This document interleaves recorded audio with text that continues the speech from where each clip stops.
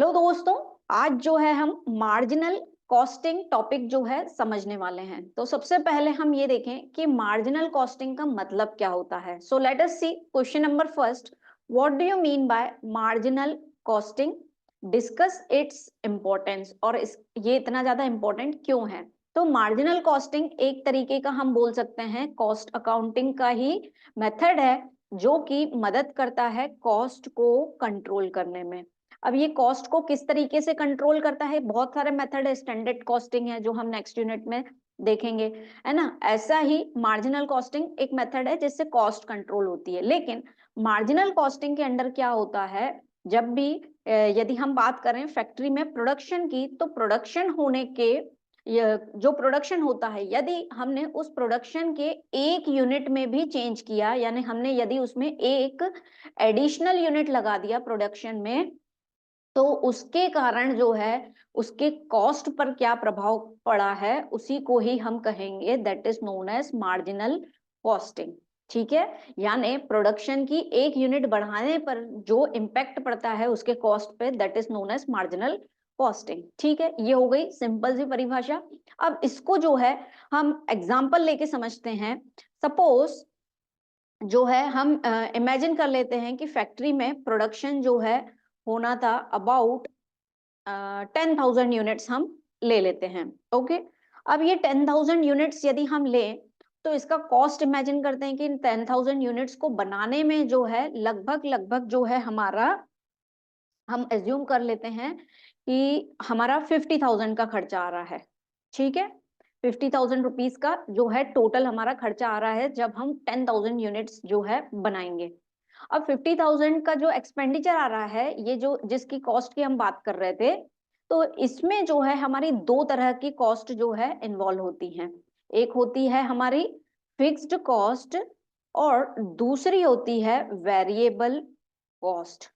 ठीक है, अब फिक्स्ड कॉस्ट कैसी कॉस्ट होती है, आप प्रोडक्शन को एक लिमिट तक बढ़ाते जाओ, फिक्स्ड कॉस्ट नहीं चेंज होगी, यानी प्रोडक्शन के इंक्रीज होने पर कॉस्ट पर जो है कोई इफेक्ट नहीं आता है एक लिमिट तक, है ना। That is known as fixed cost.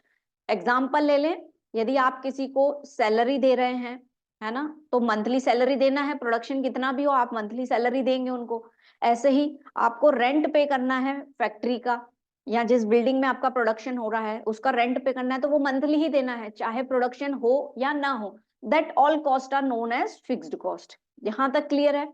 अब जो है बात करें वेरिएबल कॉस्ट की, यानी जैसे ही हम प्रोडक्शन को चेंज करेंगे, तो जो है वेरिएबल कॉस्ट में भी चेंज होता जाएगा, यानी इसमें भी फ्लक्चुएशन होगा, that is known as variable cost. अब इसका एग्जांपल यदि दें, तो यदि आप प्रोडक्शन में मटेरियल को जो है, मटेरियल की क्वांटिटी को चेंज करेंगे तो कॉस्ट पे इम्पैक्ट आ जाएगा। ओके, ऐसे ही लेबर में यदि आप चेंजेस करें, पहले 50 लोग काम करते थे, अब 60 लोग काम करेंगे, तो 60 को जो है पेमेंट देना पड़ेगा, यानी आपके कॉस्ट पे इम्पैक्ट आ गया। ऐसे ही आपके एक्सपेंसेस हो सकते हैं, ओवरहेड एक्सपेंसेस या डायरेक्ट इनडायरेक्ट एक्सपेंसेस जिन्हें हम कहते हैं, तो that is known as variable cost. अब जो मार्जिनल कॉस्टिंग है जो हम देख रहे हैं, ये टोटली बेस्ड है आपके वेरिएबल कॉस्ट के ऊपर। यानी जब प्रोडक्शन की एक यूनिट चेंज करते हैं, यानी प्रोडक्शन के लिए यदि हम एक एडिशनल यूनिट भी जो है बढ़ाते हैं, तो जो है हमारे मार्जिनल कॉस्ट पे जो है वो इम्पैक्ट आता है। फिक्स्ड कॉस्ट तो एज इट इज रहेगा सर्टेन लिमिट तक, है ना। तो जो है that is known as variable costing, या मार्जिनल कॉस्टिंग को जो है वेरिएबल कॉस्टिंग भी कहा जाता है, क्योंकि वो फिक्स्ड कॉस्ट के कारण चेंजेस नहीं आते हैं कॉस्ट में। किसके कारण चेंजेस आते हैं, वेरिएबल कॉस्टिंग के कारण जो है चेंजेस आते हैं। अब जैसे कि हमने बात की मार्जिनल कॉस्ट की, तो यही एग्जांपल जैसे हमने लिया है 1 लाख यूनिट्स जो है, सॉरी 10,000 यूनिट्स जो है प्रोडक्शन हम करने वाले हैं, और जिसके लिए जो है हमें खर्चा कितना आ रहा है, दैट इज अराउंड 50,000। अब हम ये देखें कि मार्जिनल कॉस्टिंग, जैसे कि हमारा एक एडिशनल यूनिट भी यदि हम बढ़ाते हैं, तो कॉस्टिंग पे इम्पैक्ट जो है कैसे आ सकता है, और वो भी किसके कारण आएगा, हमारे वेरिएबल कॉस्ट के कारण। अब जैसे कि प्रोडक्शन हमारा, हमने एज्यूम किया था 10,000 यूनिट्स हो रहा है फैक्ट्री में, अब हम इसमें यदि एक यूनिट भी बढ़ा लें, है ना, दैट इज 10,001 यूनिट्स का जो है अब प्रोडक्शन होगा, और इसके कारण हमारा टोटल कॉस्ट जो है हम एज्यूम कर लेते हैं आ गया 50,500 जो है अब आपका कॉस्ट लग रहा है। This is in rupees.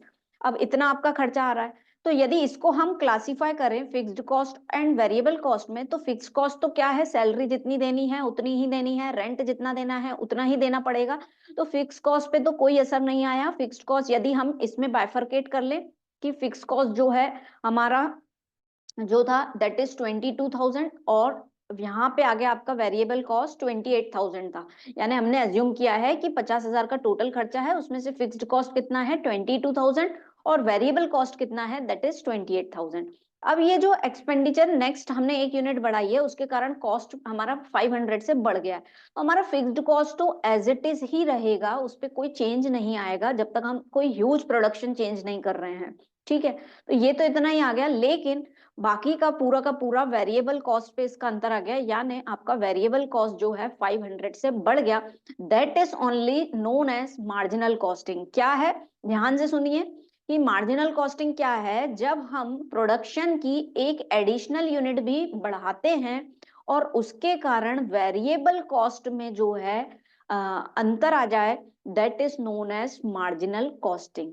ठीक है, तो यही है हमारा मार्जिनल कॉस्टिंग। आइए देखते हैं क्या है marginal costing in theoretical terms. Marginal costing is a cost accounting technique that helps businesses determine the cost of producing one additional unit of a product or service। Marginal costing हमें मदद करता है कि जब भी कोई एडिशनल यूनिट हम produce कर रहे हैं तो उस पर्टिकुलर प्रोडक्ट या सर्विस के कॉस्ट जो है कितना आ रहा है, ये हमें जानने में मार्जिनल कॉस्टिंग मदद करता है। It is also known as variable costing, और इसको जो है हम वेरिएबल कॉस्टिंग भी कहते हैं, because it only considered the variable cost associated with producing an additional unit of product or service such as direct labor and material। क्योंकि ये किससे कोरिलेटेड है, यदि हम बात करें तो जो वेरिएबल कॉस्ट का एक भी फीचर हो, चाहे वो मटेरियल हो लेबर हो, इसके चेंज के कारण पूरे कॉस्ट में जो है अंतर आ जाता है।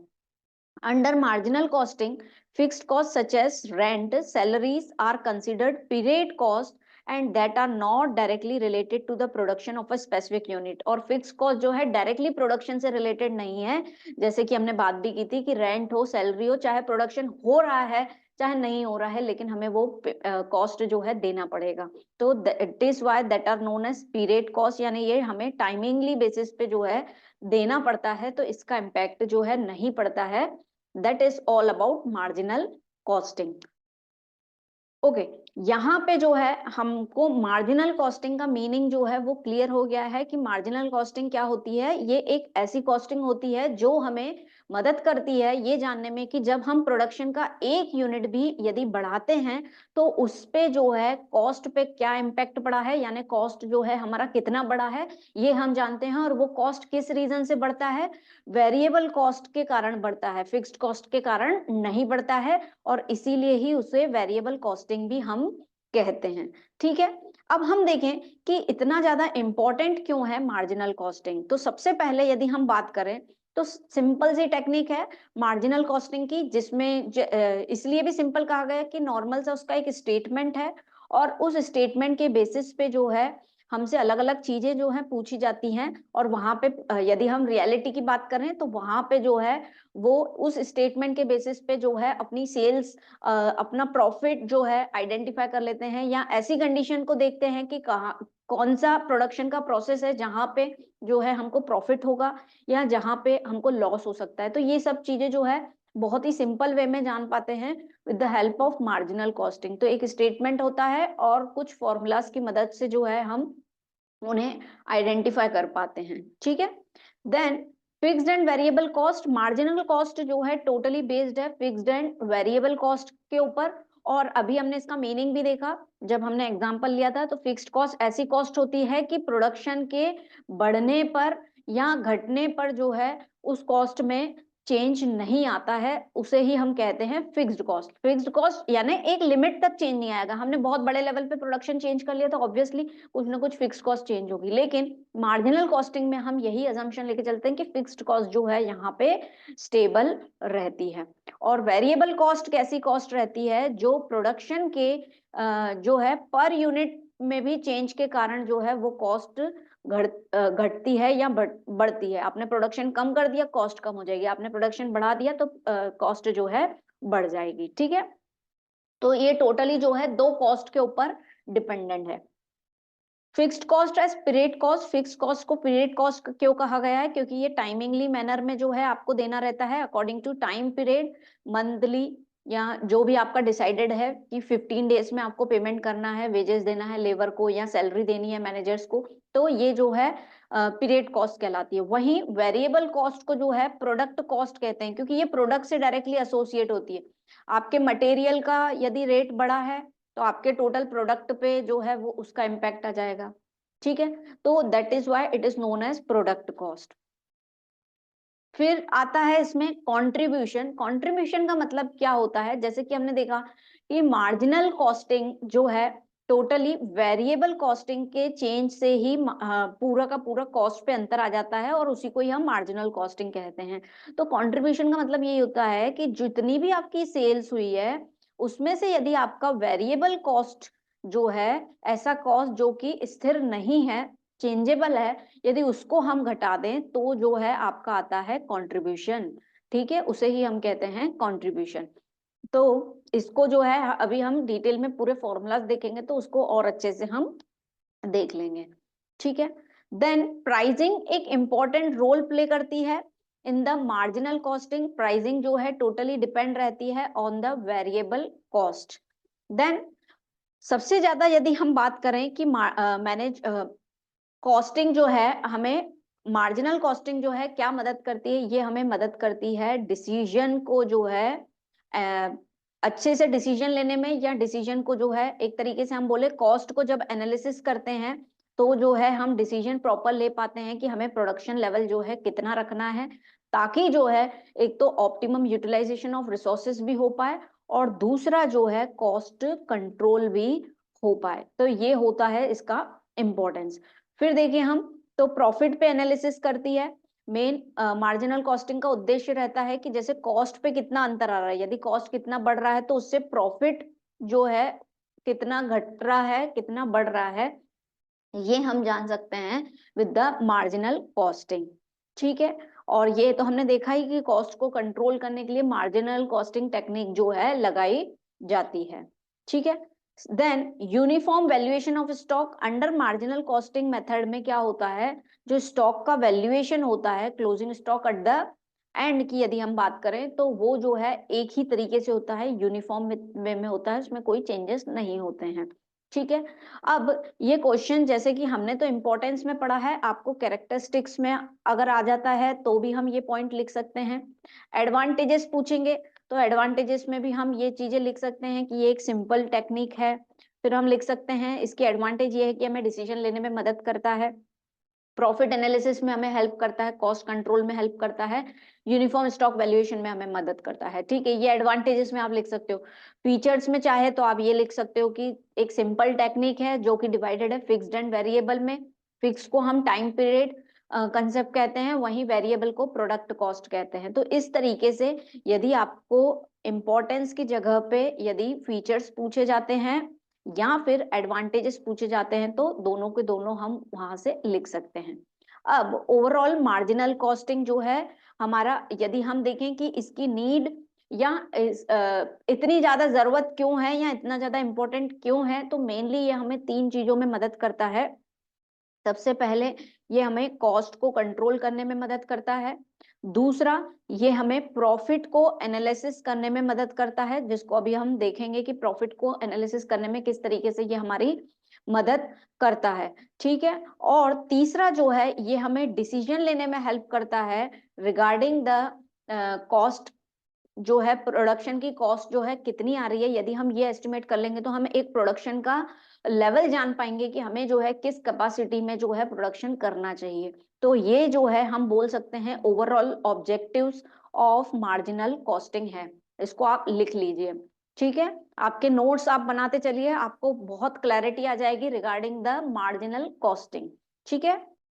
अब हम ये देखें कि मार्जिनल कॉस्टिंग जो है प्रैक्टिकल वे में हम इसका किस तरीके से इस्तेमाल कर सकते हैं। तो सबसे पहले इसका स्टेटमेंट बनता है मार्जिनल कॉस्टिंग का, तो उसको हम कैसे बनाते हैं, बहुत ही आसान होता है। सबसे पहले हम रिकॉर्ड करते हैं हमारी सेल्स, जो भी आपकी सेल्स आई है उसको आप लिखेंगे, उसमें से आप लेस कर देंगे आपके वेरिएबल कॉस्ट को, है ना। जितनी भी वेरिएबल कॉस्ट आई होगी, यानी मटेरियल का खर्चा हो गया, आपके लेबर का जो भी आएगा उसको हम लेस कर देंगे। जब हम सेल्स में से वेरिएबल कॉस्ट लेस करते हैं तो आपका जो आंसर आता है that is known as contribution, उसे हम कहते हैं कंट्रीब्यूशन, जो अभी हमने थ्योरी में भी पढ़ा था। फिर यदि कंट्रीब्यूशन में से आपने यदि फिक्स्ड कॉस्ट को भी घटा दिया तो जो है आपका एक्चुअल प्रॉफिट या फिर लॉस जो है वो आपको पता पड़ जाता है। तो this is just the simple statement of marginal costing. पूरा मार्जिनल कॉस्टिंग जो है इसी पर ही बेस्ड है। सेल्स में से वेरिएबल कॉस्ट को घटा दिया तो है कंट्रीब्यूशन, यानी आपका वेरिएबल कॉस्ट कितना है, उसके बाद आपके पास क्या बच रहा है, पूरा प्रोडक्ट का खर्चा आपने निकाल लिया तो आपके पास क्या बच रहा है, that is known as contribution. फिर उसमें से यदि हम फिक्स्ड कॉस्ट को घटा दें तो जो है आपका आ रहा है that is known as profit या फिर लॉस, जो भी आएगा वो उससे हमें आइडेंटिफाई हो जाएगा। ठीक है। अब यदि हम कोई एग्जाम्पल ले लें तो हम एग्जाम्पल लेके भी इसको सॉल्व कर सकते हैं। सपोज हम ले लेते हैं 1,00,000 रुपीज सेल्स है हमारी, ओके, और उसमें जो है 60,000 वेरिएबल खर्चा आ गया आपका, यानी वेरिएबल एक्सपेंसेस था। तो 40,000 जो है आपके पास कंट्रीब्यूशन बच रहा है। अब इस 40,000 में यदि हम मान लें कि फिक्स्ड कॉस्ट जो थी आपकी 25,000 जो है फिक्स्ड कॉस्ट थी, तो बाकी का बचा हुआ 15,000 जो है ये क्या हुआ, प्रॉफिट हुआ। ठीक है, ये एक एग्जाम्पल है। अब यदि आपको डायरेक्टली इन्फॉर्म आपसे बोला है कंट्रीब्यूशन निकालना है तो आप क्या करेंगे, या तो सेल्स और वेरिएबल कॉस्ट को लेस कर देंगे तो कंट्रीब्यूशन आ जाएगा, लेकिन डायरेक्ट इन्फॉर्मेशन नहीं दी गई तो इसका एक दूसरा वे भी तो है कि हम नीचे से ऊपर तक आए कंट्रीब्यूशन तक। यदि हम प्रॉफिट और फिक्स्ड कॉस्ट को यदि प्लस कर दें तो हमारे कंट्रीब्यूशन की वैल्यू आ जाएगी। तो इस तरीके से जो है हम इस फॉर्मेट को कंप्लीट करते हैं। अब इसको बेहतर समझने के लिए हम क्या कर रहे हैं, हम एक टेबल बना लेते हैं जिसमें हम अलग अलग यूनिट्स को ले लेते हैं कि सेल्स की इतनी इतनी यूनिट्स पे, इतने प्रोडक्शन पे क्या प्रॉफिट पे इम्पैक्ट आ रहा है। और मार्जिनल कॉस्टिंग में जितने भी टर्म्स हम पढ़ेंगे, जितने भी फॉर्मूलास हम पढ़ेंगे, वो पूरे के पूरे हमें एक साथ क्लैरिटी आ जाएगी टेबल फॉर्म में कि कौन सी चीज को क्या बोलते हैं और वो किस तरीके से निकाली जाती है। So let us make an table. आप भी चाहें तो साथ में बना सकते हैं, और जो कि हमारे इसी स्टेटमेंट के बेसिस पे होगा। हम ये लेके देखते हैं कि यदि हम कोई एक यूनिट का प्रोडक्शन कर रहे हैं तो उसका खर्चा कितना आ रहा है। तो ले लेते हैं सबसे पहले जो है हम ये ले लेते हैं कि 1 यूनिट ऑफ प्रोडक्शन यदि हम कर रहे हैं तो जो है हमारी सेल्स जो है, हम यदि एस्टिमेट करें तो सेल्स हम ले लेते हैं हमारी 200 रुपीज जो है पर यूनिट की कॉस्ट है, ये हमने ले ली सेल्स, तो 200 रुपीज पर यूनिट है। और वेरिएबल कॉस्ट को जो है हम वीसी के नाम से लिख सकते हैं। इसका शॉर्ट फॉर्म यदि हम लिखें तो एस, और वेरिएबल कॉस्ट को बोलते हैं वीसी, कंट्रीब्यूशन को बोलते हैं सी शॉर्ट फॉर्म में, फिक्स कॉस्ट को बोलते हैं एफसी, और प्रॉफिट को बोलते हैं पी, और लॉस को बोलते हैं एल। ठीक है, अब जो है हमारी सेल्स हो गई दैट इज 200। हम वेरिएबल कॉस्ट मान लेते हैं एक यूनिट की है 120 रुपीज। ठीक है, एक ही यूनिट का प्रोडक्शन हो रहा है और उसकी वेरिएबल कॉस्ट हम एज्यूम कर लेते हैं दैट इज 120। तो हमारा कंट्रीब्यूशन कितना आ जाएगा, ओके, कंट्रीब्यूशन कितना आ जाएगा दैट इज 80। हम मान लेते हैं हमारी जो फिक्स्ड कॉस्ट है दैट इज 8000।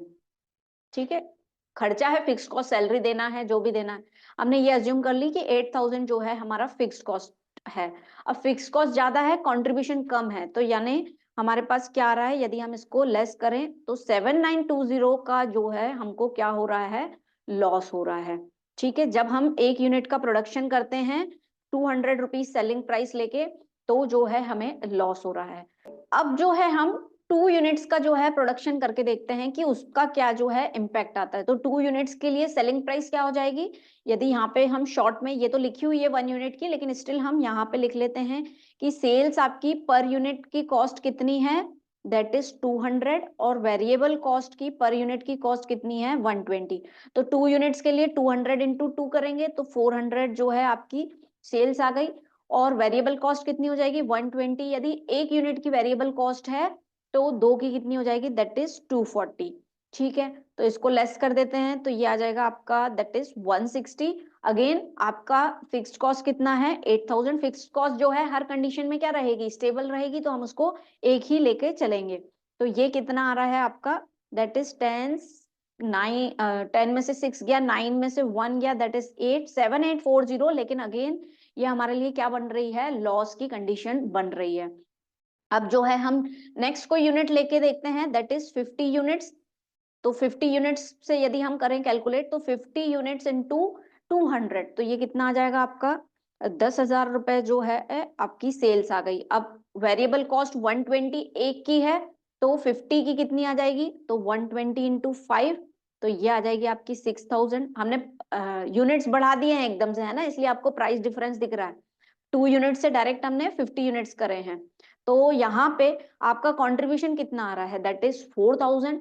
अब कंट्रीब्यूशन 4000 है, स्टिल आपकी फिक्स्ड कॉस्ट कितनी है 8000, यानी अभी भी आपका एक्सपेंसेस नहीं निकल पा रहे हैं और आपको लॉस हो रहा है दैट इज ऑफ 4000। ठीक है, और ज्यादा यूनिट्स लेके देखते हैं कि ऐसी यूनिट्स का कंट्रीब्यूशन कि जिसमें हमें प्रॉफिट हो।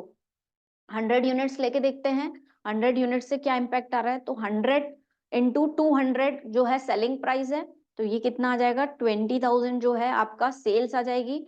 और वेरिएबल कॉस्ट जो है आपका 12,000 आ जाएगा। तो 8,000 जो है आपका कंट्रीब्यूशन आ रहा है। और फिक्स्ड कॉस्ट कितनी है आपकी 8,000, यानी आपको ना तो प्रॉफिट हो रहा है ना तो लॉस हो रहा है, no profit no loss condition आ रही है।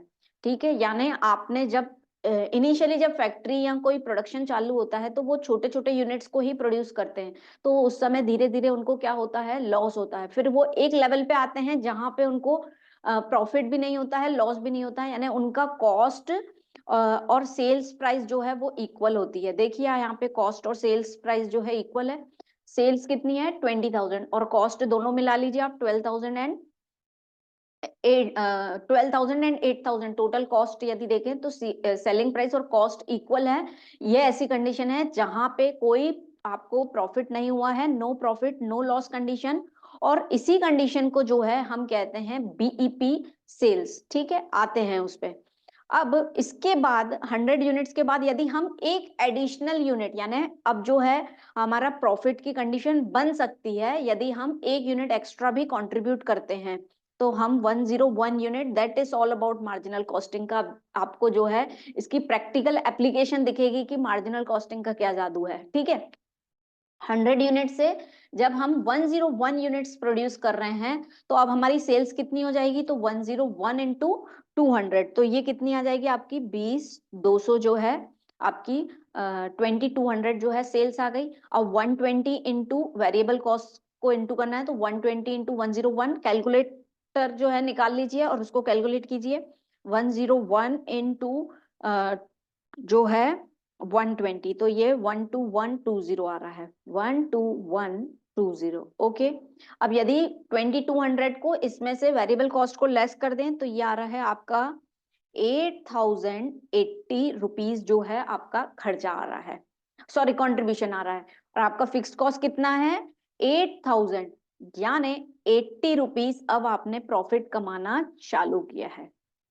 यानी प्रोडक्शन की एक यूनिट बढ़ाने से उसके कॉस्ट पे क्या इम्पैक्ट आ रहा है, प्रॉफिट पे क्या इम्पैक्ट आ रहा है, यही हम एनालिसिस करते हैं इन द मार्जिनल कॉस्टिंग।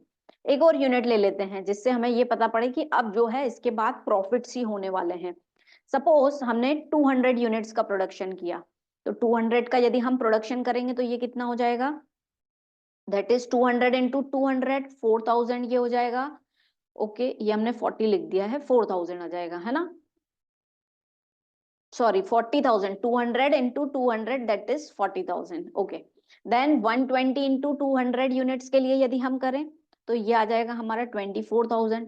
तो 40,000 माइनस 24 दैट इज 16,000 और 8000 जो है आपका क्या है, फिक्स्ड कॉस्ट, उसको यदि हम लेस कर दें तो आपको 8000 का प्रॉफिट हो रहा है। यानी अब हम प्रोडक्शन को बढ़ाते जाएंगे तो अब हमारी प्रॉफिट की स्टेज आ गई है। ये फिक्स कॉस्ट को हमने लेस किया है, तो इस तरीके से जो है हम ब्रैकेट लगा देते हैं ताकि हमें एस्टिमेट रहे। अब क्या हो रहा है दोस्तों, पहले की कंडीशन क्या रही, हमने प्रोडक्शन बढ़ा रहे थे तो लॉस की कंडीशन हमें मिल रही थी। फिर प्रोडक्शन का एक ऐसा लेवल आया जहां पे न हमें लॉस हुआ न प्रॉफिट हुआ, हमारी कॉस्ट और हमारी सेल्स जो है इक्वल थी, और इससे ही हमने कहा कि कॉस्ट इक्वल्स टू सेल्स है, और ये जो है हमारी कहलाती है, दैट इज नोन एज, इसे हम कहते हैं BEP, break even point. Break even point एक ऐसा पॉइंट होता है, या ब्रेक इवन एनालिसिस भी इसको कहा जाता है, बीईपी एनालिसिस। ये एक ऐसा पॉइंट है जहां पे प्रोडक्शन की ऐसी यूनिट आती है जहां पे आपको कोई प्रॉफिट नहीं और कोई भी लॉस नहीं होता है, उसी को ही हम कहते हैं बीईपी एनालिसिस। ठीक है, दैट इज बीईपी। फिर जब बीईपी से हम आगे जाते हैं और उसके बाद जो हमारा सेल्स हम करते हैं और उसके कारण जो हमें प्रॉफिट मिलता है, उसी को ही हम कहते हैं, दैट इज यानी margin of safety. Margin of safety. Margin of safety क्या होती है, जो आपकी एक्चुअल सेल्स हुई हुई है उसमें से यदि आप आपकी बीईपी की सेल्स को जो है लेस कर दें। एक्चुअल सेल्स कितनी हुई है आपको, यस, यदि हम बात करें एक्चुअल सेल्स की, तो इस पर्टिकुलर कंडीशन में आपकी एक्चुअल सेल बीईपी के बाद की सेल्स कौन सी है, एक्चुअल सेल्स, दैट इज 2200। और यदि इसमें से यदि हम बीईपी की सेल्स को घटा दें, दैट इज 20,000, तो 20,200 रुपीज जो है आपका है मार्जिन ऑफ सेफ्टी, जिसे हम एमओएस कहते हैं या मार्जिन ऑफ प्रॉफिट कहते हैं। मतलब क्या हुआ मार्जिन ऑफ सेफ्टी का, ये एक ऐसा पॉइंट है जहां पे एक यूनिट के एडिशन से, प्रोडक्शन में एडिशन से जो है प्रॉफिट हमें मिलना चालू होता है, उसी को ही हम कहते हैं मार्जिन ऑफ सेफ्टी। या फिर यदि इसको हम दूसरे शब्दों में कहें तो बीपी सेल्स के बाद जो सेल्स हमें होती है उसी को ही हम कहते, और उसके कारण जो हमारा प्रॉफिट हम अर्न करते हैं उसी को ही हम कहते हैं मार्जिन ऑफ सेफ्टी। यानी अब जो है हमारे लिए सेफ पॉइंट जो है स्टार्ट हुआ। ठीक है, यस दोस्तों, यहाँ पे जो है हमने मार्जिनल कॉस्टिंग का कंसेप्ट समझ लिया और अलग अलग टर्म्स देखे हमने कि कौन कौन से टर्म्स जो हैं यूटिलाइज होते हैं इन द मार्जिनल कॉस्टिंग। अब जो है हम ये देखें कि एग्जामिनेशन में हमसे जो है किस तरीके के क्वेश्चंस जो है पूछे जाएंगे, क्योंकि हमें टर्म्स तो समझ में आ गए, अब क्वेश्चंस किस तरीके से आएंगे। तो सबसे पहले जो है यदि हम बात करें तो आपसे जो है कंट्रीब्यूशन पूछा जा सकता है कि कंट्रीब्यूशन निकाल के बताइए। अब कंट्रीब्यूशन में या तो इन्फॉर्मेशन डायरेक्टली दी जाती जाएगी या तो इनडायरेक्ट वे में आपसे इन्फॉर्मेशन दी जाएगी और आपको कंट्रीब्यूशन निकालना पड़ेगा। बीइंग इन एमकॉम यदि हम इमेजिन करें या कॉलेज लेवल पे यदि हम एग्जाम्स की बात करें तो आपको डायरेक्ट इन्फॉर्मेशन नहीं दी जाती है, तो कंट्रीब्यूशन जो है हम कैसे निकाल सकते हैं, ये हमारा फॉर्मेट दिख रहा है, सेल्स में से वेरिएबल कॉस्ट को लेस कर दो तो जो है आपका कंट्रीब्यूशन आ जाएगा। दूसरा यदि हम देखें कंट्रीब्यूशन के लिए कि सेल्स में से वेरिएबल कॉस्ट यदि हमको डायरेक्टली इंफॉर्मेशन नहीं दी गई है तो हमें कंट्रीब्यूशन यदि निकालना है तो हम क्या करेंगे, प्रॉफिट और फिक्स्ड कॉस्ट को जो है यदि हम ऐड कर देते हैं तो हमारा कंट्रीब्यूशन आ जाएगा, है ना, नीचे से ऊपर, जैसे अभी हमने देखा था। लॉस होगा तो उस केस में हम क्या कर देंगे, लेस कर देंगे फिक्स्ड कॉस्ट को, लॉस से जो है हम लेस कर देंगे तो भी हमारा कंट्रीब्यूशन आ जाएगा। तो इस तरीके से जो है हम कंट्रीब्यूशन जो है निकाल सकते हैं। अब इसको हम कैलकुलेट कर लें, हमारे पास इतने टेबुलर फॉर्म है कि हम किसी में भी इसको अप्लाई कर लें तो आपका कंट्रीब्यूशन आ जाएगा। अब कंट्रीब्यूशन पहले वाले यूनिट की यदि हम देखें तो सेल्स माइनस यूनिट, ये 80 आपको दिख रहा है, इस तरीके से सिंपल वे में निकलेगा। हम नीचे से लेकर ऊपर तक जाते हैं तो यदि हम बात करें 4000 आपका लॉस है यहाँ पे और 8000 जो है आपकी फिक्स्ड कॉस्ट है, तो 8000 हम निकाल रहे हैं 50 यूनिट्स के लिए, है ना, तो फिक्स्ड कॉस्ट कितनी है 8000 है और लॉस कितना है यहाँ पे आपको, दैट इज 4000, तो आपका कंट्रीब्यूशन कितना आ गया, दैट इज 4000।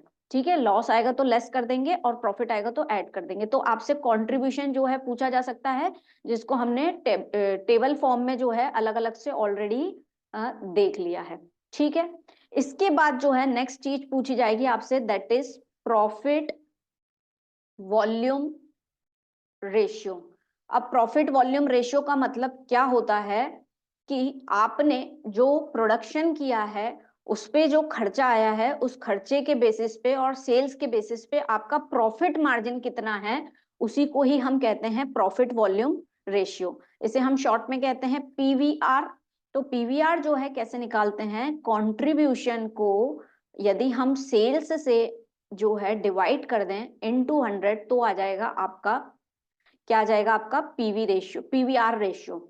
अब सेम यही चीज है, यदि कंट्रीब्यूशन डायरेक्टली नहीं दिया होगा तो हम क्या करेंगे, सेल्स में से वेरिएबल कॉस्ट को दिया होगा तो उसको घटा देंगे, अपॉन में सेल्स कर देंगे तो हमारा कंट्रीब्यूशन आ जाएगा, है ना। कंट्रीब्यूशन कैसे निकालते हैं, यदि डायरेक्टली नहीं दिया होगा तो सेल्स में से वेरिएबल कॉस्ट, जैसे हमने यहाँ पे सेल्स माइनस वेरिएबल कॉस्ट, तो ये क्या आ रहा है कंट्रीब्यूशन।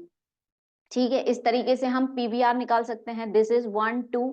और यदि हमें देखना है कि पीवीआर जो है हम किस तरीके से निकाल सकते हैं, तो हम फिक्स्ड कॉस्ट, ये हमारे पास कंट्रीब्यूशन के 3 तरीके हैं, ये तीनों ही हम यहाँ पे अप्लाई कर सकते हैं। फिक्स्ड कॉस्ट में यदि हम प्रॉफिट को ऐड कर दें और सेल्स से डिवाइड कर दें इनटू 100 तो भी जो है आपका प्रॉफिट वॉल्यूम रेशियो जो है निकल सकता है। ठीक है, तो ये आ गया आपका fixed cost plus profit into 100 divided by sales, तो ये पीवीआर आ गया। एक और फॉर्मूला बनता है जिसको हम लिख लेते हैं, वो किस केस में बनता है, फोर्थ जो है हम यहाँ कर रहे हैं, तो पीवीआर रेशियो का एक जो है आपसे पूछा जा सकता है अलग वे में, उसका फॉर्मूला होता है change in profit upon change in sales into 100। ये फॉर्मूला हम कहाँ यूज करते हैं, when 2 years sales and profit is given.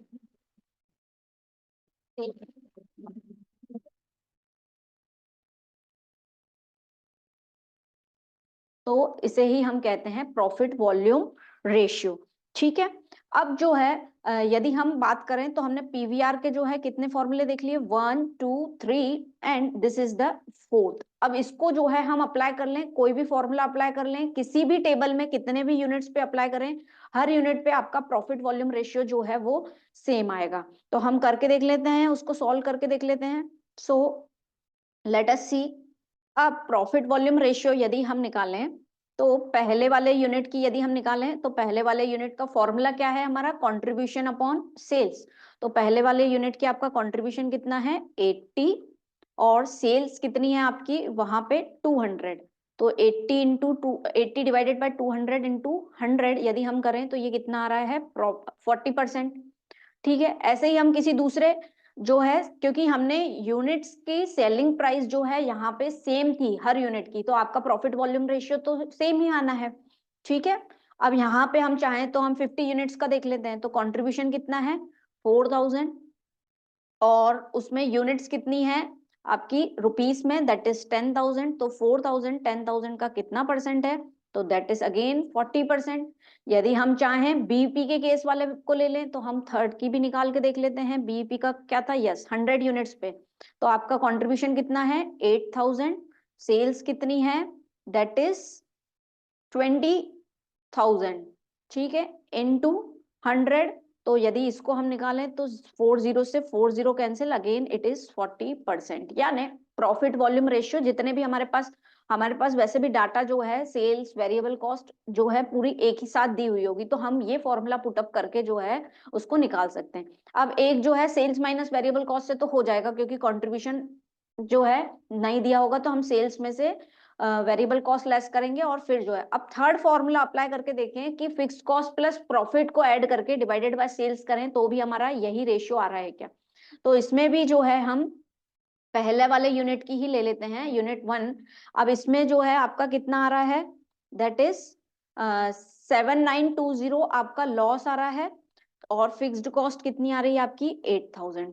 8000 आपकी फिक्स कॉस्ट, प्रॉफिट होता है तो हम ऐड कर देते हैं, लॉस है तो हम क्या कर देंगे लेस कर देंगे, तो 7920 को जो है हमने यहाँ पे कर दिया है लेस, और डिवाइड कर देंगे हम सेल्स से जो कि है 200 इंटू 100। यस, कैलकुलेट कीजिए इसको, 8000 माइनस 7920 तो आ रहा है आपका 80 डिवाइडेड बाय 200 इन 200, तो ये अगेन आ रहा है आपका दैट इज 40%। तो इस तरीके से जो है हम प्रॉफिट वॉल्यूम रेशियो निकाल सकते हैं, बिल्कुल निकाल सकते हैं। अब रही बात हमारा प्रॉफिट वॉल्यूम रेशियो, जो फोर्थ वाला हमारे पास फॉर्मूला दिया हुआ है, तो ये जब हमको क्वेश्चन में 2 ईयर्स का डाटा दिया होगा, अभी हम उसको सॉल्व कर लेंगे कि किस तरीके से जो है ये पीवीआर रेशियो जो है अप्लाई होता है।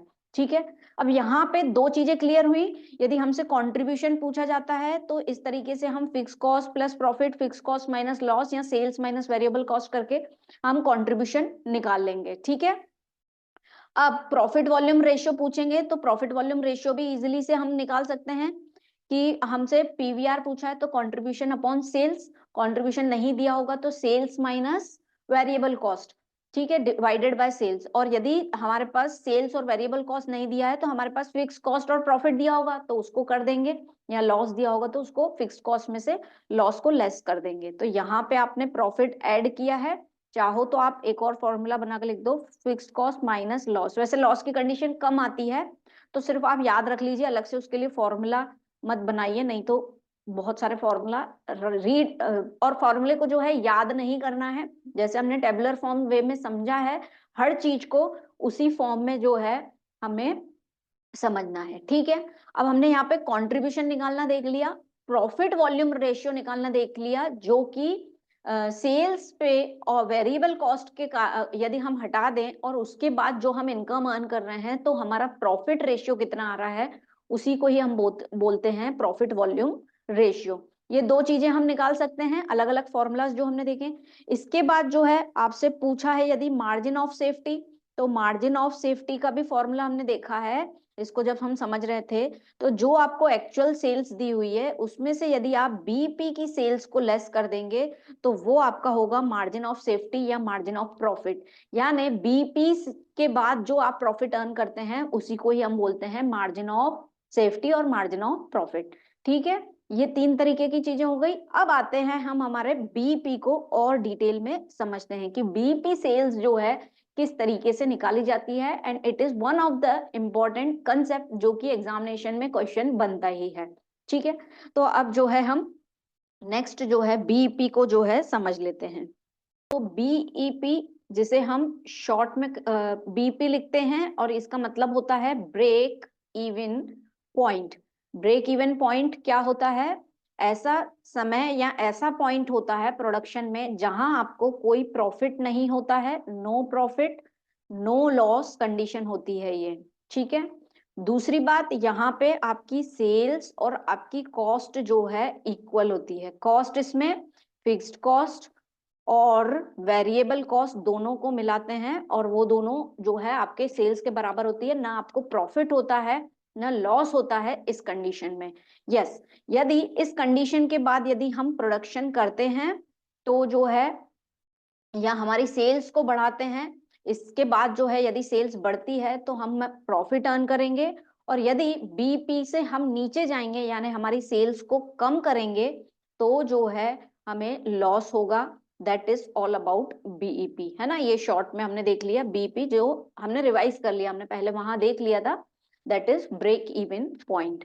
ठीक है, अब आपसे एग्जाम में पूछा जा सकता है कि आप पर्टिकुलर, आपको जो भी कॉस्ट दे दी, सेल्स दे दी, डाटा दे दिया है ना, फिगर्स दे दिए, और आपसे ये पूछा जाएगा कि आप निकाल के बताइए बीपी पॉइंट कौन सा है, यानी बीपी सेल्स कौन सी है, यानी ऐसी सेल्स जहां पे उस पर्टिकुलर ऑर्गेनाइजेशन को प्रोडक्शन करते वक्त ना तो प्रॉफिट होगा ना तो लॉस होगा, तो उसको हम कैसे निकालेंगे। तो ये जो है आपसे बीपी जो है यूनिट्स में भी पूछा जा सकता है कि नंबर ऑफ यूनिट्स बताइए कि कितने यूनिट सोल्ड करेंगे, बीपी यूनिट्स होंगे, है ना। और ऐसे ही बीपी जो है आपसे रुपीस में भी पूछा जा सकता है, यानी सेल्स आप यूनिट्स में भी बता सकते हैं और उसको जो है हम रुपीस में भी बता सकते हैं। ठीक है, तो इसको कैसे निकालेंगे, BEP equals to fixed cost divided by SP minus variable cost. ठीक है, फिक्स कॉस्ट और उसको डिवाइड कर दें यदि हम selling price minus variable cost से, तो उसी को ही हम कहते हैं बीईपी इन यूनिट्स। या फिर से हमारे पास जहां हमें सेल्स माइनस वेरिएबल कॉस्ट मिल रहा है वहां पे हम कंट्रीब्यूशन भी लिख सकते हैं, तो इस तरीके से भी आ जाएगा, हमारा बीईपी निकल जाएगा। यस और नो? ठीक है। अब ये यूनिट्स में निकालना हो तो इस तरीके से निकालेंगे। वहीं रुपीस में यदि बीईपी का कैलकुलेशन करना होगा तो हम क्या करेंगे, BEP equals to fix cost into selling price divided by selling price यानी माइनस वेरिएबल कॉस्ट। और यहाँ पे सेलिंग प्राइस कौन सा लेंगे आप, पर यूनिट का, यानी जैसे 200 रुपीज पर यूनिट है ना, पूरे जितने यूनिट्स की सेल्स है वो नहीं लेंगे, पर यूनिट। ये आपको क्वेश्चन बताएगा, ठीक है। दूसरा तरीका क्या हो सकता है इसको निकालने का, फिक्स कॉस्ट इनटू सेल्स। अगर आपको पर यूनिट नहीं दी हुई है तो आप फिक्स कॉस्ट को सेल्स से इनटू कर देंगे और डिवाइड कर देंगे सेल्स माइनस वेरिएबल कॉस्ट। यानी यहाँ पे यदि यूनिट्स दिए होंगे तो हम पर यूनिट्स के हिसाब से निकाल लेंगे, और यहाँ पे नहीं तो हमें पूरी की पूरी सेल्स कितनी है रुपीस में वो लिख लेंगे, और पूरा का पूरा वेरिएबल कॉस्ट कितना है वो, और यहाँ पे हम पर यूनिट की वैल्यू जो है यहाँ पे लिखेंगे। तो इस तरीके से जो है हमारी बीईपी इन रुपीस आ जाएगी, ठीक है।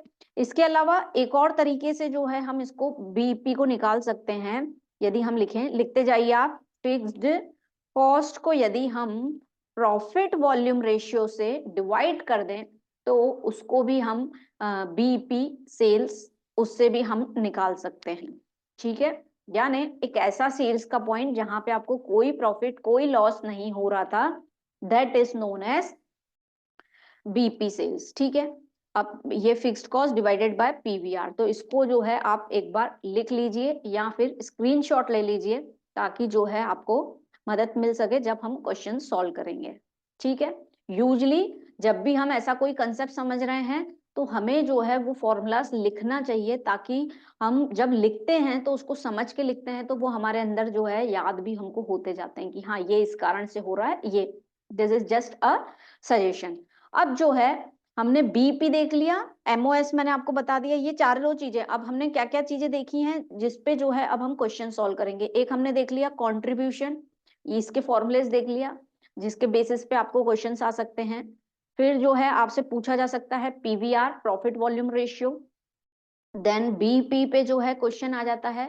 और फोर्थ जो है आपसे पूछ लिया जाएगा, that is margin of safety, यानी actual sales minus BP sales, उसको हम बोलते हैं मार्जिन ऑफ सेफ्टी। ये चार चीजें हमने पढ़ ली।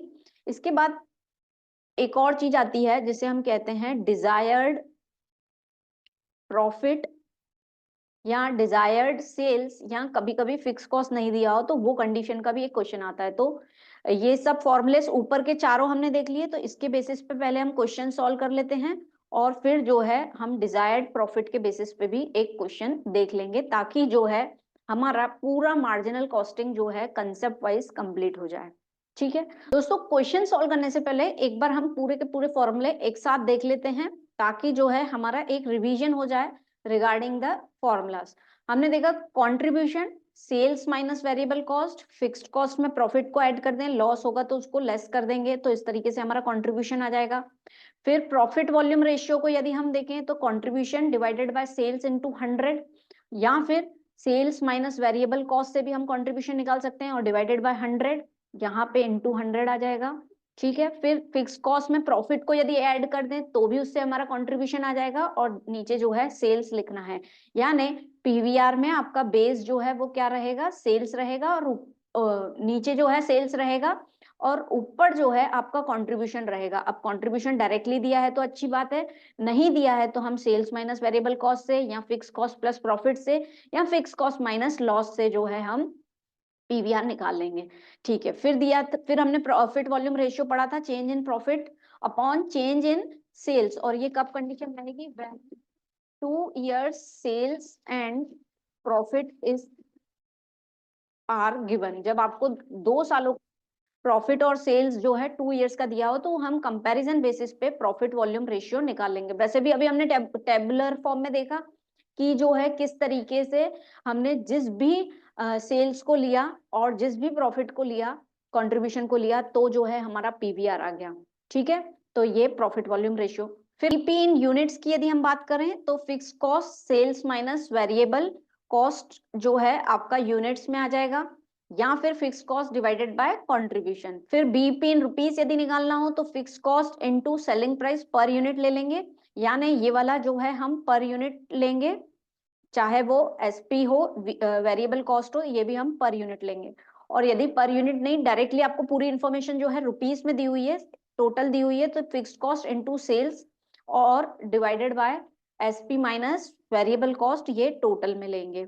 और लास्ट जो है हमने ये देखा था कि फिक्स्ड कॉस्ट को यदि हम पीवीआर से भी डिवाइड कर दें तो जो है आपका बीपी इन रुपीस निकल सकता है। ओके, यहाँ पे हमारा एक और फॉर्मूला जो है वो मिसिंग है, दैट इज MOS लिख लीजिए, मार्जिनल ऑफ सेफ्टी और मार्जिन ऑफ प्रॉफिट जिसे कहते हैं। तो एक्चुअल सेल्स में से बीईपी सेल्स जब हम लेस कर देंगे तो उसे ही हम कहते हैं मार्जिन ऑफ सेफ्टी या मार्जिन ऑफ प्रॉफिट। अब बीईपी सेल्स कैसे निकालते हैं उसके लिए हमारे पास फॉर्मूला है। ठीक है, अब जो है हम क्वेश्चंस जो है देखते हैं। ओके, सबसे पहला क्वेश्चन दिया गया है हमारे सामने, find out from the following information, हमें क्या निकालना है, contribution, break even point, margin of safety, ratio of profit and quantity of production, यानी प्रॉफिट का जो है क्वांटिटी ऑफ प्रोडक्शन पे क्या रेशियो है या नहीं, ये आपसे पूछ रहा है, प्रॉफिट वॉल्यूम रेशियो निकाल लेंगे। फिर हमें दिया हुआ है टोटल फिक्स्ड एक्सपेंसेस दिए हुए हैं, वेरिएबल एक्सपेंसेस दी हुई है, सेल्स दी हुआ है, यूनिट्स सोल्ड कितने हुए हैं वो दिया हुआ है। ठीक है, तो हम निकाल सकते हैं यदि हमें फॉर्मूला पता है। तो अभी हमने फॉर्मूला देखे हैं तो हम सामने रख लेते हैं फॉर्मूला, ताकि जो है एक बार क्लैरिटी से हम क्वेश्चन को सॉल्व कर पाए। ठीक है, आपको याद कर लेना है ये फॉर्मूला अच्छे से। तो सबसे पहले यदि हम कंट्रीब्यूशन कैलकुलेट करें तो कंट्रीब्यूशन का फॉर्मूला क्या होता है, सबसे फर्स्ट लिया हुआ है सेल्स माइनस वेरिएबल कॉस्ट। तो हमारे पास दोनों दिया हुआ है, सेल्स भी है और वेरिएबल कॉस्ट। तो सेल्स कितना है 30,000 और वेरिएबल एक्सपेंसेस दिए हुए हैं 15,000। तो आपका कंट्रीब्यूशन आ गया, दैट इज ₹15,000 जो है आपका कंट्रीब्यूशन। इस तरीके से हम सॉल्व करेंगे। ठीक है, सेकंड यदि हम देखें तो सेकंड क्या निकालना है हमें, ब्रेक इवन पॉइंट, यानी बीईपी जो है हमें कैलकुलेट करना है। अब बीईपी को यदि हम रुपीस में निकाल लें पहले, तो बीईपी जो है क्या आ जाएगी हमारी, फिक्स कॉस्ट, हमारे पास डायरेक्ट इन्फॉर्मेशन पर यूनिट का कुछ नहीं दिया है तो हम डायरेक्टली निकाल लेते हैं, fixed cost into sales divided by selling price minus variable cost दिया है, तो यहाँ पे हम इसके बिहाफ पे कंट्रीब्यूशन लिख सकते हैं। यस, और इस पे जो है वैल्यू पुटअप कर देते हैं। तो फिक्स कॉस्ट कितना है हमारा 9,000 दिया हुआ है, फिर सेल्स कितनी दी हुई है दैट इज 30,000 और कंट्रीब्यूशन जो कि अभी हमने कैलकुलेट किया दैट इज 15,000। तो ये कितना आ जाएगा, दैट इज 15 टू ज़ा, तो 18,000 जो है आपकी बीईपी सेल्स आ गई। अब जो है यदि हम यूनिट्स में निकालना चाहें तो यूनिट्स में भी निकाल सकते हैं। एक तो ये तरीका है कि बीईपी रुपीस में जितनी आई है आपकी 18,000 रुपीज, यदि पर यूनिट की वैल्यू हमें पता पड़ जाए कि सेल्स की पर यूनिट की वैल्यू कितनी है, तो सेल की पर यूनिट की वैल्यू इस तरीके से निकाल सकते हैं, 30,000 डिवाइडेड बाय 10,000 और ₹3 जो है आपकी पर यूनिट की वैल्यू। अगर टोटल कॉस्ट हमें पता है सेल्स का और पर यूनिट की वैल्यू पता है तो नंबर ऑफ यूनिट्स आ जाएंगे हमारे 6,000 यूनिट्स। इस तरीके से हम निकाल सकते हैं यूनिट्स में बीईपी सेल्स। ओके, इस तरीके से जो है हम बीईपी निकाल सकते हैं। अब फिर जो है नेक्स्ट देखें, हमसे पूछा गया है मार्जिन ऑफ सेफ्टी, इसको हम शॉर्ट में लिख देते हैं MOS। यहाँ पे हम एक्चुअल सेल्स में से हमारी बीईपी की सेल्स को जो है लेस कर देते हैं। तो एक्चुअल सेल्स कितनी है आपकी, दैट इज 30,000। ठीक है, और बीईपी सेल्स अभी हमने कैलकुलेट की है दैट इज 18,000। तो 18,000 को यदि 13,000 में से लेस कर दें तो ये कितना आ जाएगा आपका, दैट इज 12,000 रुपीज जो है आपकी मार्जिन ऑफ सेफ्टी है। ठीक है, ये आ गया आपका मार्जिन ऑफ। फिर आता है आपका प्रॉफिट वॉल्यूम रेशियो। तो प्रॉफिट वॉल्यूम रेशियो जो है हम किस तरीके से निकाल सकते हैं, आपका कॉन्ट्रीब्यूशन को जो है यदि हम सेल्स से डिवाइड कर दें इनटू 100 कर दें तो हमारा पीवीआर रेशियो आ जाएगा। तो कंट्रीब्यूशन कितना है हमारा, तो कंट्रीब्यूशन अभी हमने निकाला दैट इज 15,000, सेल्स कितनी है 30,000 इनटू 100। इस तरीके से जो है हम दिस फोर्थ का और ये 5, तो 50% जो है हमारा पीवीआर रेशियो आ गया। ठीक है, अब इसी में यदि हम बीपी यदि इस फॉर्मूले से निकालना चाहें तो भी हम निकाल सकते हैं। 9,000 हमारे पास क्या है, fixed ratio, profit volume ratio जो है कितना है हमारा, दैट इज 50%। ये परसेंटेज का 100 ऊपर चला जाएगा। यस, इसको यदि हम सॉल्व करें तो 52 तो 18,000 जो है रुपीस आपकी बीईपी सेल्स आ गई। यदि हमें फॉर्मूलेज अच्छे से पता है तो हम दो तरीकों से भी एक साथ उसी क्वेश्चन को सॉल्व कर सकते हैं। ठीक है, तो ये हो गया हमारा क्वेश्चन नंबर फर्स्ट। अब आते हैं हम नेक्स्ट क्वेश्चन को और उसमें देखते हैं क्या दिया हुआ है। यस, हमें बोला है बीईपी ब्रेक इवन पॉइंट आपको निकालना है फ्रॉम द फॉलोइंग इंफॉर्मेशन। हमारे पास दो इंफॉर्मेशन दी गई है, ए एंड बी, यानी दो जो है कंडीशन दी गई है। फिक्स कॉस्ट दिया हुआ है और जो है वेरिएबल कॉस्ट पर यूनिट दिया हुआ है और सेलिंग प्राइस पर यूनिट दिया हुआ है। नेक्स्ट में देखें क्या दिया हुआ है, सेल्स दी हुई है रुपीस में, वेरिएबल भी रुपीस में एंड फिक्स्ड एक्सपेंसेस भी, यानी पहले और दूसरे में क्या जो है हम देखें यदि डिफरेंस है तो पहली वाली कंडीशन में आपको पर यूनिट की कॉस्ट दी गई है और दूसरे वाले में जो है आपको क्या दिया गया है, पूरी की पूरी आपको रुपीस में दी गई है वैल्यू। तो फॉर्मूले ले आते हैं हमारे, ताकि जो है हम उनको देखकर जो है एक बेसिकली क्वेश्चन को सॉल्व कर लें। ठीक है, तो सबसे पहली यदि हम कंडीशन को लिख लें अपने पास, तो फिक्स कॉस्ट हमारी है 20,000, वेरिएबल कॉस्ट है हमारी ₹2 पर यूनिट, इस तरीके से हम लिख लेते हैं। ठीक है, फिर जो है सेलिंग प्राइस दी हुई है, दैट इज ₹4 पर यूनिट, यानी यहाँ यूनिट की बात चल रही है और आपको निकालना है बीईपी, तो हम यूनिट्स में निकाल लेते हैं। उसके लिए हमारे पास फॉर्मूला था, फिक्स कॉस्ट कितना दिया हुआ है आपको, दैट इज 20,000। ठीक है, और हम बार बार फॉर्मूला नहीं लिख रहे हैं, हम डायरेक्ट अप्लाई कर रहे हैं यहाँ पे। ठीक है, और सेल्स माइनस वेरिएबल कॉस्ट यानी 4 माइनस 2, तो जो है यदि उसको हम सॉल्व करें तो 10,000 यूनिट्स जो है आपकी बीईपी की आ गई। ठीक है, इस तरीके से हम निकाल सकते हैं। फिर नेक्स्ट क्वेश्चन यदि हम देखें बीईपी के लिए, तो फिक्स सेल्स दी हुई है आपको, दैट इज 6,000, वेरिएबल कॉस्ट दी हुई है आपको 3,600, और यदि इसको हम टेबुलर फॉर्म में कर लें तो कंट्रीब्यूशन क्या आ जाएगा हमारा, दैट इज 5 में से 3 गया 2,400, और फिक्स कॉस्ट दी हुई है हमारे पास दैट इज 2,000, तो 400 का जो है हमारे पास प्रॉफिट आ रहा है। हो सकता है इस क्वेश्चन में आपसे प्रॉफिट भी पूछ लिया जाता, तो इस तरीके से प्रॉफिट निकाल देते। अब जो है बीपी यदि हम रुपीस में निकालें तो बीपी का फॉर्मूला क्या है, या तो हम प्रॉफिट वॉल्यूम रेशियो से भी निकाल सकते हैं या फिर हम fixed cost into sales divided by contribution, इससे भी हम जो है बीपी निकाल सकते हैं। ठीक है, तो इसको अप्लाई कर लेते हैं। फिक्स्ड कॉस्ट कितना है हमारा, दैट इज 20,000 इनटू, सॉरी ये पहले का है, फिक्स्ड कॉस्ट बी वाली कंडीशन का हमें देखना है, तो फिक्स कॉस्ट दिया हुआ है इसका 2,000 इनटू सेल्स दी हुई है आपको 6,000, और कंट्रीब्यूशन जो है वो कितना आ जाएगा आपका, दैट इज अभी हमने निकाला है उसको, दैट इज 2,400। ठीक है, तो इसको सॉल्व कर लेते हैं। 20 से 20 कैंसिल, 60 10 टाइम्स, ये 4 टाइम्स हो गया। ठीक है, 4 टोटल जो है आपका आ रहा है 5,000 रुपीज जो है आपकी बीईपी सेल्स आ रही है। ठीक है, और इसको जो है हम यूनिट्स को जो है रुपीस में कर सकते हैं क्या, बिल्कुल हम निकाल सकते हैं इसको यूनिट्स में, क्योंकि हमारे पास नंबर ऑफ यूनिट्स दी हुई है और पर यूनिट का कॉस्ट भी दिया हुआ है कि पर यूनिट जो है हमारी सेलिंग प्राइस कितनी है। तो बीईपी इन रुपीस की यदि हम बात करें तो 10,000 यूनिट्स हैं और पर यूनिट की सेलिंग प्राइस कितनी है, दैट इज 4, तो 40,000 आ जाएगी। यदि हम चाहें बीईपी को हमारे फॉर्मूले से निकालना है तो हम फॉर्मूले से भी इसको निकाल सकते हैं। क्या है फॉर्मूला, यदि आपको यूनिट वाइज चीजें दी होंगी तो fix cost into sales divided by क्या करेंगे हम, कंट्रीब्यूशन।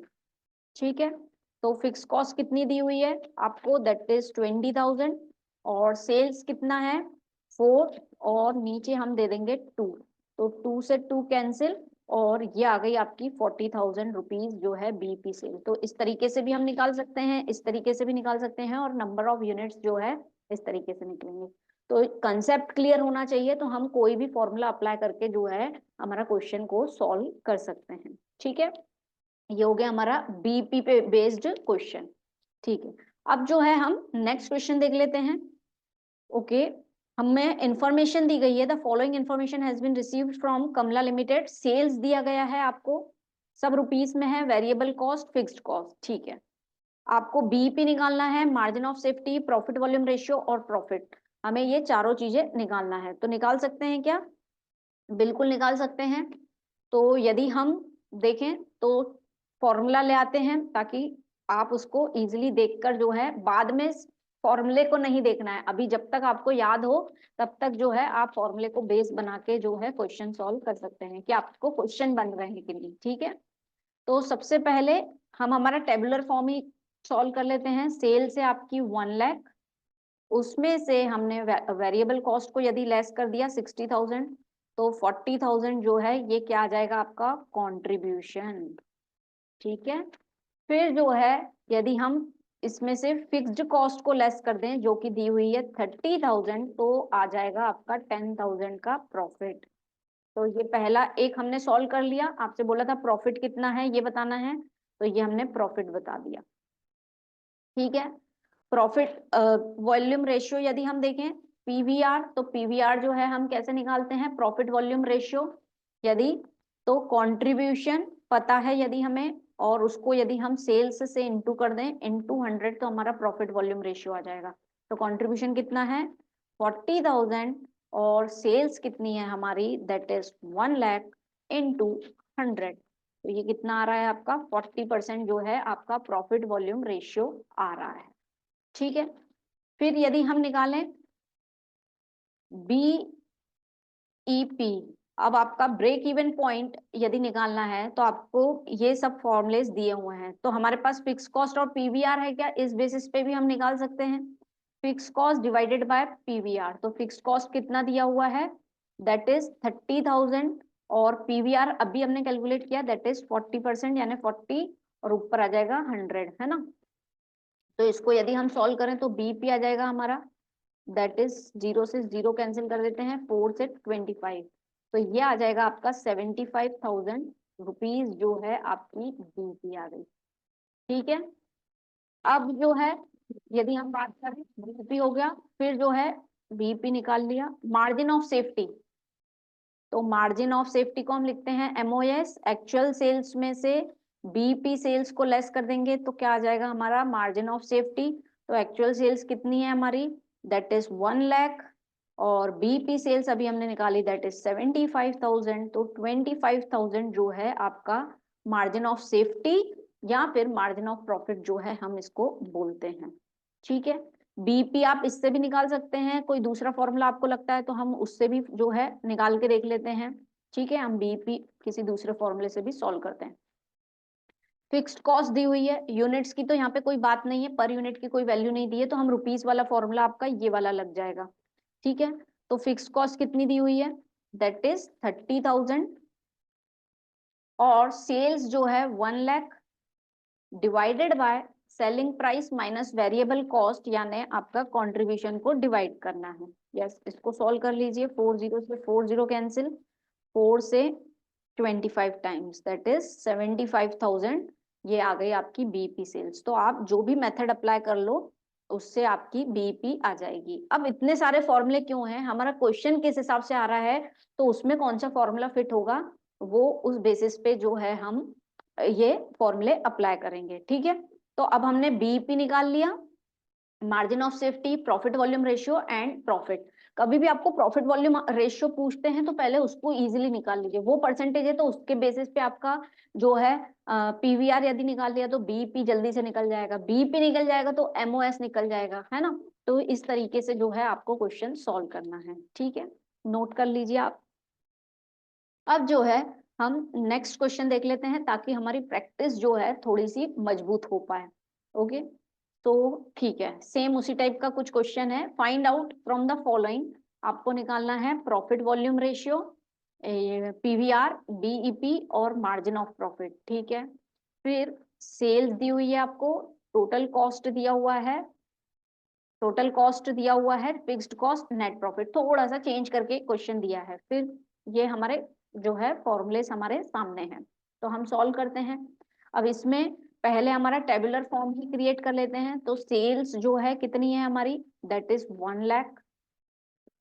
इसमें से हम क्या लेस करते हैं, वेरिएबल कॉस्ट। तो अब हमें वेरिएबल कॉस्ट नहीं दिया है, लेकिन हमें टोटल कॉस्ट दिया है और फिक्स्ड कॉस्ट दिया है। कॉस्ट, टोटल कॉस्ट का मतलब क्या होता है, उसमें वेरिएबल कॉस्ट और फिक्स्ड कॉस्ट जो है दोनों मिले रहते हैं। अब टोटल कॉस्ट कितना दिया है, 80,000। वेरिएबल कॉस्ट नहीं दिया है, लेकिन फिक्स्ड दिया है 20,000। यदि इसको हम सॉल्व कर लें, 20 को उधर ले जाएं, तो वेरिएबल कॉस्ट कितना है आपका, 60,000। तो 60,000 लेस कर देते हैं, तो 40,000 जो है आ गया आपका कॉन्ट्रीब्यूशन। ठीक है, अब इसमें से फिक्स्ड कॉस्ट यदि हम लेस कर दें, तो फिक्स कॉस्ट कितना है, दैट इज 20,000। तो जो है आपको प्रॉफिट आ रहा है, दैट इज 20,000 का प्रॉफिट आ रहा है। अब हम निकाल लेते हैं कि आपको क्या क्या पूछा है। सबसे पहले पूछा है आपको निकालना है profit volume ratio. Profit volume ratio हम कैसे निकालते हैं, ये हमारे पास सब फॉर्मूले हैं प्रॉफिट वॉल्यूम रेशियो के जो अप्लाई होंगे। तो contribution upon sales into 100। Contribution कितना निकाला है हमने, 40,000। सेल्स कितनी आ जाएगी, 1 लाख इनटू 100। तो इसको कट कर दें तो ये कितना आ जाएगा, दैट इज 40%। ठीक है, अब प्रॉफिट वॉल्यूम आ गया, तो हम क्या बीईपी निकाल सकते हैं, तो बिल्कुल हम बीईपी यहाँ कर लेते हैं। बीईपी हम निकाल सकते हैं, फिक्स कॉस्ट को यदि प्रॉफिट वॉल्यूम रेशियो से डिवाइड कर दें तो जो है क्या आ जाता है, आपकी बीईपी आ जाती है। तो फिक्स कॉस्ट कितना दिया है, 20,000। प्रॉफिट वॉल्यूम रेशियो जो है कितना दिया है आपको, 40%। तो इनटू 100 कर देते हैं। तो यदि इसको हम सॉल्व करें तो 45 से 200 हो जाएगा आपका 00। 50,000 रुपीज जो है आपकी बीईपी आ गई। This is with the this formula जो है, लास्ट वाला फॉर्मूला हमने अप्लाई किया। दूसरा वाला फॉर्मूला भी अप्लाई कर ले क्या, यस, उससे भी कर लेते हैं।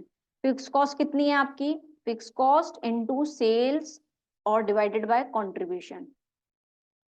तो फिक्स कॉस्ट कितनी है हमारे क्वेश्चन में, 20,000। सेल्स कितनी है हमारी, तो सेल्स दी हुई है 1 लाख, और कंट्रीब्यूशन जो है अभी हमने निकाला है, दैट इज 20,000, सॉरी 40,000। तो इसको हम सॉल्व कर लें, यदि 0 से 4 कैंसिल, 2 से 2 एंड 2 50, तो 50,000 रुपीज जो है आपकी इससे भी बीईपी आ रही है। किसी से भी आप बीईपी निकाल लो, दोनों तरीकों से बीईपी आ जाएगी। ठीक है, एग्जाम में एक से ही निकाल के आना है, ऐसे नहीं है कि दो से निकालोगे तो ज्यादा मार्क्स मिलेंगे। ठीक है, यहाँ पे हम समझ रहे हैं इसलिए। ठीक है, अब बीईपी के बाद फिर पूछा है आपसे मार्जिन ऑफ प्रॉफिट या मार्जिन ऑफ सेफ्टी जिसे कहते हैं। तो एक्चुअल सेल्स में से आप बीईपी सेल्स को लेस कर दीजिए। तो एक्चुअल सेल्स कितनी है हमारी, 1 लाख, और बीईपी सेल्स अभी हमने निकाली, दैट इज 50,000, ये आ गई है ना। तो जो है 50,000 रुपीज जो है आपका मार्जिन ऑफ सेफ्टी या मार्जिन ऑफ प्रॉफिट है। ठीक है, ज्यादा क्वेश्चन करने से, प्रैक्टिस ज्यादा करने से फॉर्मूले हमें बहुत अच्छे से जो है समझ में आते हैं। ठीक है, तो ये हो गया हमारा बीईपी निकाल लिया हमने, प्रॉफिट वॉल्यूम रेशियो और मार्जिन ऑफ प्रॉफिट, इस तरीके से। ओके, अब जो है हम नेक्स्ट क्वेश्चन देख लेते हैं। यस, क्या दिया हुआ है, Ankur Steel Limited supply the following information. Ankur Steel Limited ने जो है हमारे पास इंफॉर्मेशन दी हुई है, सेल्स दिया हुआ है, 2 इयर्स की इंफॉर्मेशन दी हुई है, 2017 और 18 में सेल्स दी हुई है और प्रॉफिट दिया हुआ है। और आपसे क्या बोला है, find out the following profit volume ratio, fixed cost, BP, profit on sale of 1 lakh rupees. यानी ये जो है क्वेश्चन जो मैं आपको बोल रही थी कि जब 2 इयर्स की इंफॉर्मेशन दी हुई होती है तब प्रॉफिट वॉल्यूम रेशियो का एक फॉर्मूला हमने देखा था, ये वाला प्रॉफिट वॉल्यूम रेशियो। यस, जब 2 इयर्स की इंफॉर्मेशन दी होगी तब जो है हम ये वाला फॉर्मूला जो है अप्लाई करेंगे। तो इसलिए जो है क्वेश्चन कुछ इस तरीके से आपसे पूछते हैं। दूसरा एक हमारा कंसेप्ट था कि आपकी डिजायर्ड प्रॉफिट कितना रहेगा यदि सेल्स 1 लाख रुपीज यदि हम कर देते हैं, तो डिजायर्ड प्रॉफिट यानी प्रॉफिट कितना उस पर अर्न कर सकते हैं, इस तरीके से क्वेश्चन पूछा जाए। और इसी को ही विपरीत भी कर देते हैं कि सेल्स कितनी होगी यदि हम प्रॉफिट इस पे इतना अर्न करना चाह रहे हैं। तो इस तरीके से वो डिजायर्ड सेल्स के ऊपर क्वेश्चन हो जाता है। ठीक है, तो इसको सॉल्व कर लेते हैं। सबसे पहले हमारे पास सेल्स दी हुई है 2 ईयर्स की और 2 ईयर्स का प्रॉफिट दिया हुआ है और हमसे पूछा है प्रॉफिट वॉल्यूम रेशियो निकालिए। तो उसके लिए हम क्या करते हैं, जब 2 ईयर्स की इंफॉर्मेशन होगी तो चेंज इन प्रॉफिट अपॉन में चेंज इन सेल्स इनटू 100। तो चेंज इन प्रॉफिट यदि हम करें तो 20,000 minus 1,000, sorry, change in sales 20,000 minus 18,000, sales का डिफरेंस कितना आ रहा है, दैट इज 2,000, और प्रॉफिट का डिफरेंस कितना आ रहा है, दैट इज 600 इनटू 100। तो इसको यदि हम सॉल्व कर लें, 30 से 30 कैंसिल, और ये आ रहा है आपका 30% प्रॉफिट वॉल्यूम रेशियो। ठीक है, यस। अब हमें क्या निकालने के लिए बोला है, फिक्स्ड कॉस्ट। ओके, अब फिक्स्ड कॉस्ट जो है और एक जो है हमारा डिजायर्ड प्रॉफिट, यहाँ डिजायर्ड सेल्स आपसे पूछी जाती है, तो एक फॉर्मूला जो है हमें और सीखना है, दैट इज, लिखिए आप मेरे साथ, fixed cost equals to sales into profit volume ratio minus profit. ठीक है, और लॉस होगा उस केस में तो हम ऐड कर देंगे। ठीक है, तो ये एक फॉर्मूला है जिससे हम फिक्स्ड कॉस्ट निकाल सकते हैं या फिर हम हमारी डिजायर्ड जो है प्रॉफिट निकाल सकते हैं या फिर डिजायर्ड सेल्स भी निकाल सकते हैं। अब यदि हम ये इस फॉर्मूले से हमारा फिक्स्ड कॉस्ट निकालें तो फिक्स्ड कॉस्ट के लिए हम लिख देते हैं एफसी।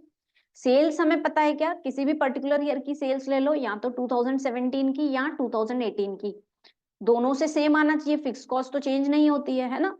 तो हम ले लेते हैं 2017 की, 20,000 सेल्स दी हुई है, पीवीआर अभी हमने निकाला दैट इज 30%, और इसको जो है हम माइनस कर देते हैं प्रॉफिट से। तो प्रॉफिट पर्टिकुलर जिस ईयर की हमने सेल्स ली है तो उसी ईयर का प्रॉफिट कितना है, 1,000। ठीक है, इसको सॉल्व कर लीजिए, तो इस 20,000 का 30% आ जाएगा आपका 6,000 माइनस 1,000, तो ये आ जाएगा आपका फिक्स्ड कॉस्ट कितना आ रहा है, 5,000। ऐसे ही जैसे हमने 2017 का डाटा लिया है, 2018 के डाटा लेकर भी यदि आप करोगे तो आपका आंसर जो है वो सेम आएगा। करके देखें क्या, कर लेते हैं। ठीक है, फिक्स्ड कॉस्ट इक्वल्स टू, तो 20,000 सेल्स थी 2017 की, तो 18 की कितनी है, 18,000, पीवीआर तो आपका सेम है, माइनस यदि हम करें तो प्रॉफिट कितना है उस पर्टिकुलर ईयर का, 400। अब जो है इसको सॉल्व कर लेते हैं हम, तो ये कितना आ जाएगा, 18,000 इंटू 30 डिवाइडेड बाय 100, तो ये आ जाएगा हमारा 54, और ये 0 से 0 0 कैंसिल, तो 5400 माइनस 400 लेस कर देंगे, तो ये आ जाएगा आपका 5,000। ओके, तो फिक्स कॉस्ट हमने दोनों तरीके से निकाल के देख लिया, in both the cases there is 50,000 rupees जो है हमारा फिक्स कॉस्ट आ रहा है। अब यदि हम थर्ड की बात कर रहे हैं, बीईपी हमें कैलकुलेट करना है, तो बीईपी के लिए जो है हमारे पास इंफॉर्मेशन है क्या, फॉर्मूले वाइज यदि हम देखें तो yes, we have a various formulas जिससे हम बीईपी निकाल सकते हैं। तो थर्ड जो है हम यहाँ पे निकाल लेते हैं बीईपी, और बीईपी के लिए हमारे पास एक फॉर्मूला है, फिक्स कॉस्ट है जिसमें, और पीवीआर जो है, तो इस फॉर्मूले से जो है हम कैलकुलेट कर सकते हैं। और जो है इसके अलावा जो है fix cost and sales minus variable cost, तो ये नहीं लग सकता है क्योंकि हमारे पास इंफॉर्मेशन नहीं है, और ये वाला फॉर्मूला भी नहीं अप्लाई होगा बिकॉज हमारे पास इंफॉर्मेशन लैकिंग है। ठीक है, तो फिक्स कॉस्ट जो है हमारा कितना आया है, दैट इज 5,000, और पीवीआर जो है हमने कितना कैलकुलेट किया है, दैट इज 30%, तो परसेंटेज का 100 जो है ऊपर चला जाएगा मैथमेटिकली कैलकुलेशन। तो 5,000 कैलकुलेट कीजिए, 5,000 इंटू 100 डिवाइडेड बाय 30, तो ये जो है हमारा आ जाएगा 1667 पॉइंट में आ रहा है, तो हमने उसको राउंड ऑफ करके लिख दिया। तो दिस इज बीईपी सेल्स जो है आपकी कितनी आ रही है, रुपीज 16,667। ठीक है, so this is the third BEP. अब फोर्थ की हम बात करें तो profit on sale of rupees 1,00,000, यानी हमें प्रॉफिट निकालना है। ठीक है, और जब सेल्स जो है कितनी हो, दैट इज रुपीज 1,00,000, मतलब सेल्स जब 1,00,000 रुपीज रहेगी तो हमारा प्रॉफिट क्या रहेगा, ये हमसे क्वेश्चन नंबर फोर्थ में पूछा है ना, कंडीशन नंबर फोर्थ में। तो अब जो हमारे पास फॉर्मूला है, fix cost equals to sales minus PVR, ठीक है, माइनस प्रॉफिट। अब इस केस में फिक्स कॉस्ट तो सेम ही रहेगी, क्वेश्चन सेम है। फिक्स कॉस्ट है हमारे पास, सेल्स किसी भी पर्टिकुलर ईयर की हम ले लेंगे, पीवीआर दिया हुआ है तो उससे हमारा प्रॉफिट निकल जाएगा। ठीक है, तो फिक्स कॉस्ट कितनी है, दैट इज 5000, ठीक है। और सॉरी, सेल्स पर्टिकुलर ईयर की नहीं, सेल्स हमें दी हुई है 1,00,000 रुपीज, तो सेल्स जो है ये वाली अप्लाई कर लेंगे 1,00,000 रुपीज। तो पीवीआर जो है हमारा 30% और प्रॉफिट जो है हमें कैलकुलेट करना है इस तरीके से। ठीक है, तो 5000 फिक्स्ड कॉस्ट और ये आ जाएगा हमारा 1,00,000 का 30%, तो 30 ये लिख दिया हमने, और दिस इज 30,000 माइनस प्रॉफिट। और इसको प्रॉफिट को यदि हम इधर ले जाएं, ठीक है, तो 30,000 माइनस 5,000, तो 25,000 रुपीज जो है आपका क्या आ रहा है, दैट इज द प्रॉफिट। ठीक है, तो इस तरीके से हम ये क्वेश्चन को सॉल्व कर सकते हैं। अब सेम जो है आपसे पूछा जा सकता है, जैसे डिजायर्ड सेल्स दी हुई है, हो सकता है नेक्स्ट टाइम आपको प्रॉफिट दिया हो और जो है आपसे सेल्स पूछ ली जाए। ठीक है, सेम यही कंडीशन, और यदि फिक्स कॉस्ट पूछा है तो भी हम ये फॉर्मूले से जो है तीन चीजों का कैलकुलेशन कर सकते हैं। एक फिक्स कॉस्ट निकाल सकते हैं, डिजायर्ड प्रॉफिट जो है वो निकाल सकते हैं, और डिजायर्ड सेल्स निकाल सकते हैं। ठीक है, और आपके पास 2 इयर्स की इंफॉर्मेशन रहेगी उस बेसिस पे। तो ये इस क्वेश्चन को जो है इस तरीके से सॉल्व किया जाता है। ठीक है, तो ये हमने वेरियस क्वेश्चंस देख लिए regarding the marginal costing this. Thank you for the session.